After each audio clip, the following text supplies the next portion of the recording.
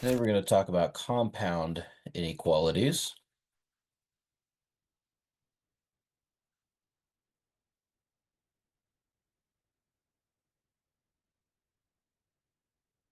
All right, so what are compound inequalities? So we've been looking at single variable inequalities, and if we have something simple, um, for example, like x is greater than -8, right? We know kind of how to graph that. We have an open circle at -8, and then anything larger than -8 is what's included, but not including -8. And we've also looked at some where we've had to do a little bit of math. And so we can have x minus 2 um, is greater than 6. And in this case, when we solve for this, adding 2 to both sides, x is greater than 8. So in this particular one, you'd have an open circle here, then everything to the right. But now we're going to take it a step farther, and we're going to talk about what are called compound inequalities. And that is essentially where we have more than one scenario that are kind of feeding into our understanding. So this is what I mean by that. Let's say that you had something like -1 is less than or equal to x divided by 3 that is less than 0. Okay. Now, here you'll notice, first of all, that we actually have two conditions of inequalities instead of just one. This is where the idea of compound comes from, the idea that we're dealing with two scenarios instead of just one. So what I need to do here is I need to isolate x. In other words, I need to get x by itself. But how do I do that? Because I essentially have two expressions. I have -1 is less than or equal to x over 3, and then I have x over 3 is less than 0. So how do I deal with this? Well, what we can do is perform the same type of operation we would if we were just working a typical situation where it's not a compound inequality, but rather just one inequality. So in this case, what I would do is I would multiply 3 on both sides. And what you would notice here in this scenario right here is that essentially I'd be doing the same thing. I'd multiply this side by 3 as well as this side by 3. And that kind of gives us insight into how we're going to solve these. What I'm going to do is I'm going to multiply this middle part here by 3. When I do that, since I have both sides of an inequality, I actually have both sides on both sides of the inequality. So what that means is if I multiply this here by 3, I must also multiply the left and the right by 3. Okay? So 3 times -1 is -3, less than or equal to. These 3 cancel. I'm just left with x less than 0 times 3 is 0. So now I have x all by itself. I still have my compound inequality. So those are my two inequality symbols right there. But I've isolated x so that it's finally by itself. So now I'm going to draw a nice little number line, and we're going to look at this situation. So what we see, I'm going to put 0 over here, so I could put -1, 2, 3 right there. This would be +1, 2, 3 right there. Okay, so what does this look like? Well, x is greater than or equal to -3. So that means I can be -3 and I'm everything greater than it, right? But notice the statement here, x is less than 0. So I have an open circle at 0, and I have everything less than 0. So how do I make sense of this? Well, x here has to satisfy both conditions. Okay, I have to satisfy this condition, and this is very important, the word and, I have to satisfy this condition. So let's look at where these two overlap. X is greater than or equal to -3, and it's less than 0. So I can see that this right here, an open circle at 0, a closed circle at -3, and everything in between them, that is going to satisfy both conditions.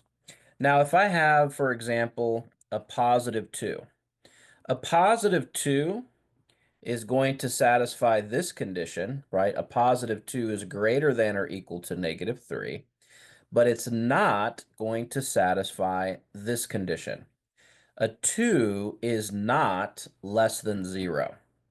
So when I have my variable in the middle and I have the two symbols of inequality on both sides, I am looking at essentially where these situations overlap.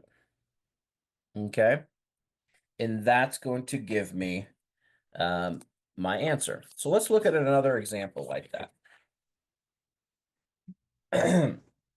Let's look at 1 is less than or equal to n minus 6 is less than 3. Okay, so here, in order to get n by itself, notice that I have my two symbols of inequality. Okay, they're right there. I'm going to point those out. I'm going to add 6 to both sides of both sides. Okay, so this will give me a 7 less than or equal to minus 6 plus 6 just leaves me with the n less than, and 3 plus 6 gives me 9.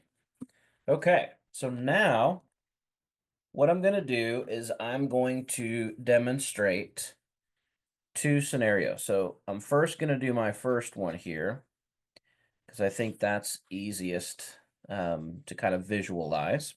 So n is greater than or equal to 7. So I have my +7 here. I'll put my +9 there. Okay. So n is greater than or equal to 7. So here's 7. Build in circle greater than or equal to. So everything to the right. Now I'm going to look at the second condition here. Okay, I'm going to write it right underneath. All right. My 0 here, I have my 7 here, and I have my 9 there. So here, n is less than 9. So I have an open circle at 9 because I'm not equal to 9, and I have everything less than. Okay, so look at those two there. When I have an and statement like I do here, okay, this is an and statement, I'm going to look at where these two kind of overlap. Okay, we can see right here that, for example, the number 8 is going to satisfy both conditions. 8 is greater than or equal to 7. 8 is also less than 9. So when I combine these two, what I'm going to have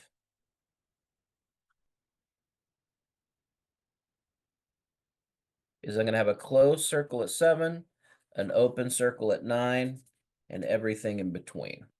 That's my and statement. It satisfies both conditions at the same time. You can look at it that way, satisfying both conditions at the same time. One of the ways I've always explained sort of an and statement in algebra is the intersection of sort of two conditions, okay? So if we look at this and we say that circle A, okay, A is movies Mr. Castro likes.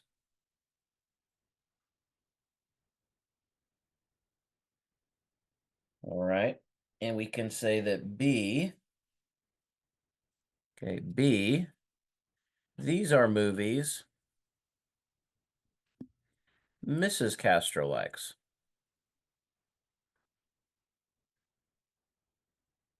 Okay, so it's an evening. I'm going to sit down on the couch and watch a movie with Mrs. Castro. We're going to choose between a group of movies that I like and a group of movies that she likes.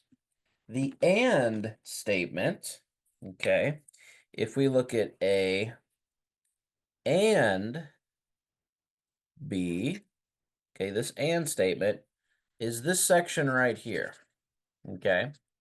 It's inside the circle of movies Mr. Castro likes, and it's also inside the circle of movies Mrs. Castro likes.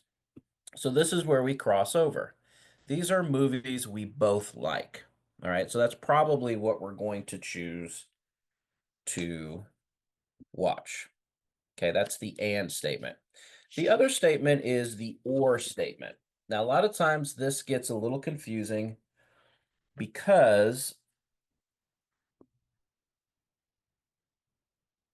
if we look at A or B, okay, what we can say is A or B means anything in A or anything in B. Very tempting to use the word and there, but in math, we got to be very careful of our language. Only this area here that overlaps, only that area is A and B. Or means it can be either or. It can be a movie inside the realm of A, or it can be a movie inside the realm of B. It doesn't necessarily have to be in both. That's only for and. So now we're going to look at inequalities that use the word or, okay? And kind of how those are set up. So let me give you the first one we're going to look at. This is going to be r minus 3 is less than -9, or, here's the or statement, r over 10 is less than -1. Okay? So what we see here are two pretty distinct inequalities. We have one here all by itself, then we have the word or, and then we have another one all by itself. That's not a negative sign, sorry. I'm putting the or in between two hashes like that. All right, or two dashes. So let's go ahead and work each one of these individually, okay? So here are, since they're not connected in the same way that the and statement is connected, notice how this inequality sign is relating this side to this side, and this inequality sign is relating this side to this side. In our or statement here, this inequality is only relating these two. Then we have a completely different inequality over here relating two things. So we're going to work them independently. So here I'm going to simply add 3 to both sides. And I am going to get r is less than -6. Then I have my or statement. Okay. Then here, I am going to multiply both sides by 10. And I'm going to get r is less than -10. Okay. So now what we're going to do is we're going to graph these. R is greater than -6 and r is less than -10. So I'm going to put my 0 way over here, put my -6 here, put my -10 here. So the first thing that I'm going to do is I'm going to look at this first statement. R is greater than -6. Okay, so I am going to have an open circle at 6, and I'm going to be everything greater than -6. Now I'm going to look at my next one. Okay, that was this one. R is less than -10. So I'm going to have an open circle at -10 and everything less than. Now, here, I'm not concerned with where they overlap. Remember, the word and is where two ideas overlap, or is the entirety of the first idea or the entirety of the second idea. So my number can either be less than -10, or it can be greater than -6. And so both of these will remain on the number line, because the number can either be here or the number can be here.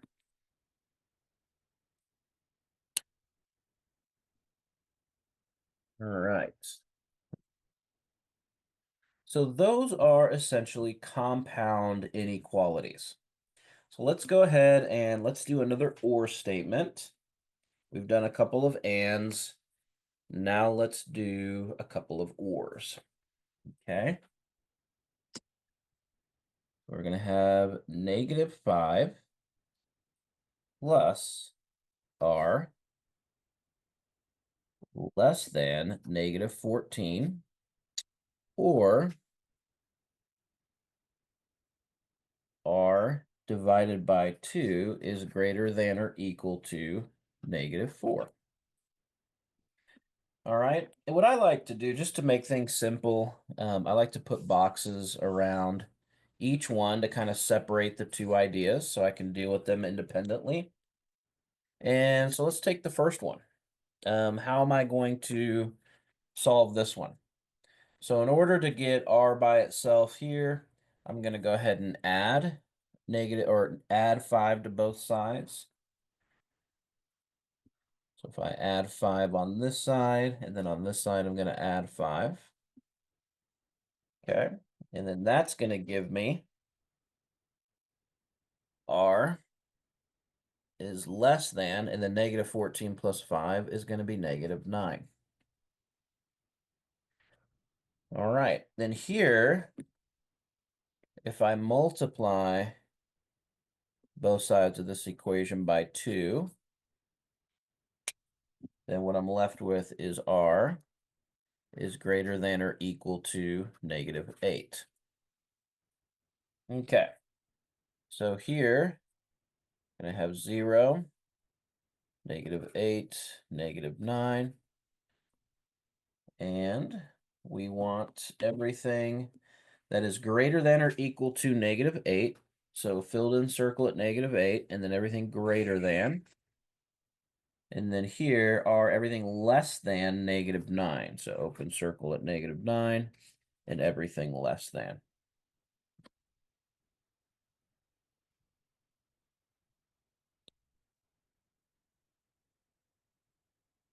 Right.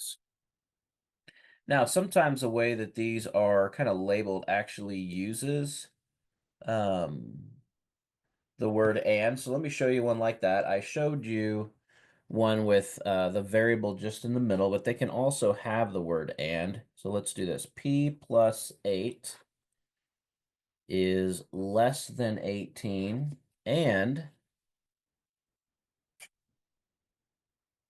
10p is greater than 80. Okay. So in this case, I can go ahead and deal with these independently. So notice that even though it's an and, I'm dealing with these independently. All right. So this one's structured a little bit different. So here I can very easily subtract 8 from both sides. And that is going to give me P less than 18 minus 8 is 10. And then over here, 10p is greater than 80. Divide both sides by 10. And 10 divided by 10 is 1. 1 times p is p. P is greater than 80 divided by 10 is 8. And we want to look at and, meaning where these two cross over.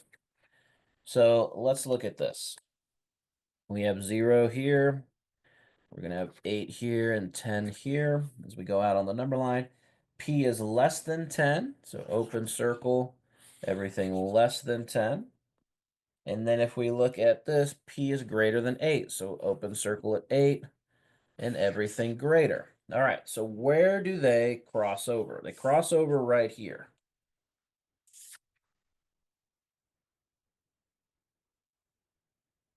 Okay. In order to satisfy both, it has to be greater than 8, but not equal to 8, less than 10, but not equal to 10. And so it's everything here in the middle between them, because it must satisfy both. We're not dealing with an or statement. We are dealing with an and statement.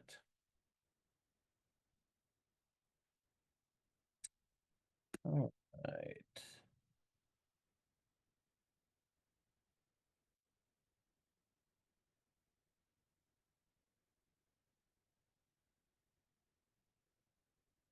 So sometimes these can get a a little hairy. So let's look at one that's got a little bit more going on. So we're going to do 7n minus 7 less than or equal to 7 minus 7n less than 9 minus 5n. All right. So the first thing here is there's a lot going on, but we see our two issues here of inequality. So just make sure that whatever we do to the center, we have to also do to the other sides.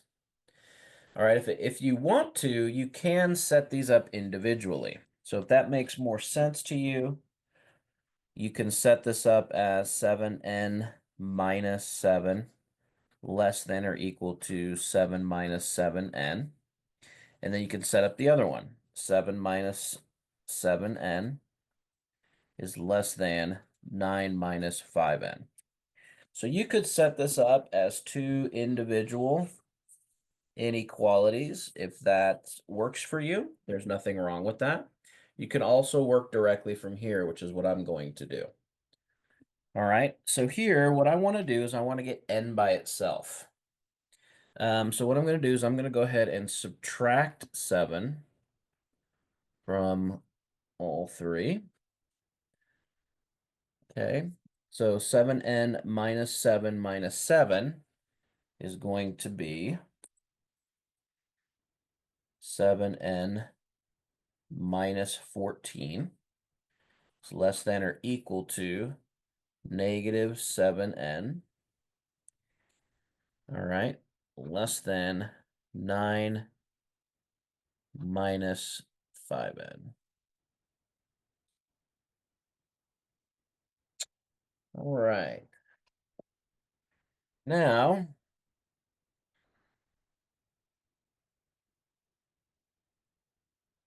what I'm going to do here is I'm going to add 5n.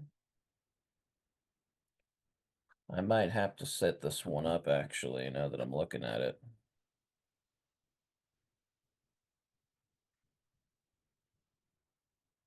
Let's see what we get here.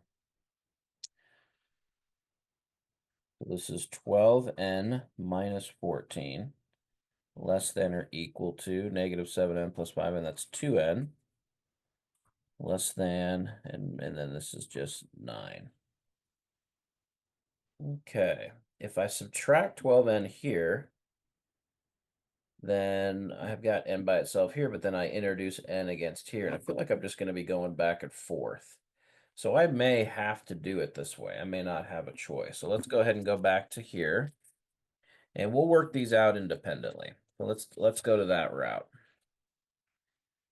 I'm going to rewrite the full equation, or a full inequality.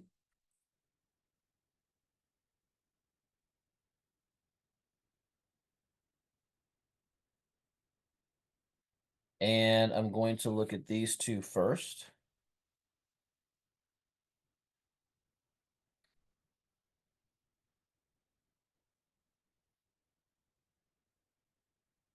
So here, I'm going to add 7 to both sides here. This is going to give me 7n less than or equal to 14 minus 7n. Then I'm going to add 7n to both sides.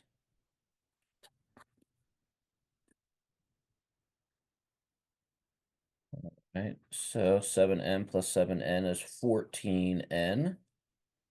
These two cancel, I'm left with 14. Divide both sides by 14.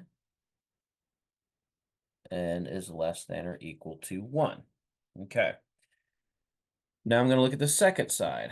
So same middle term, but so draw a little line here. 7 minus 7n is less than 9 minus 5n. Add, whoops, let me do a different color there. Add 7n to both sides.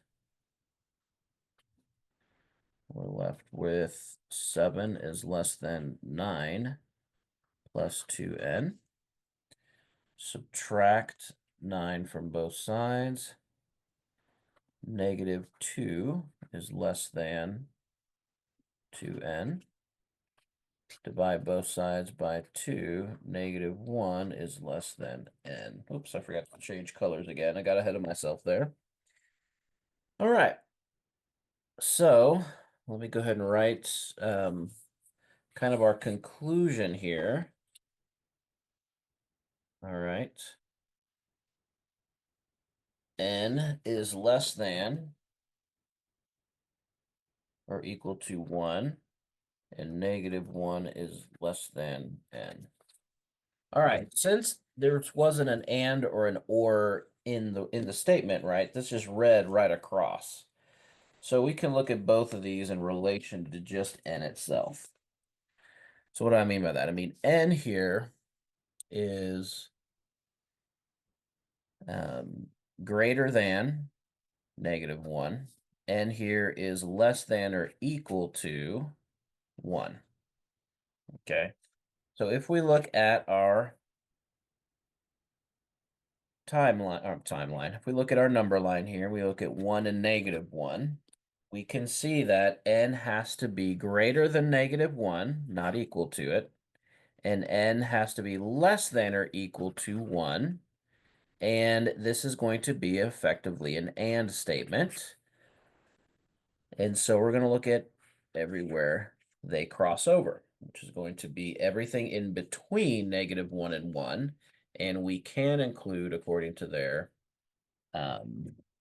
positive 1. All right, so that one was a little hairy.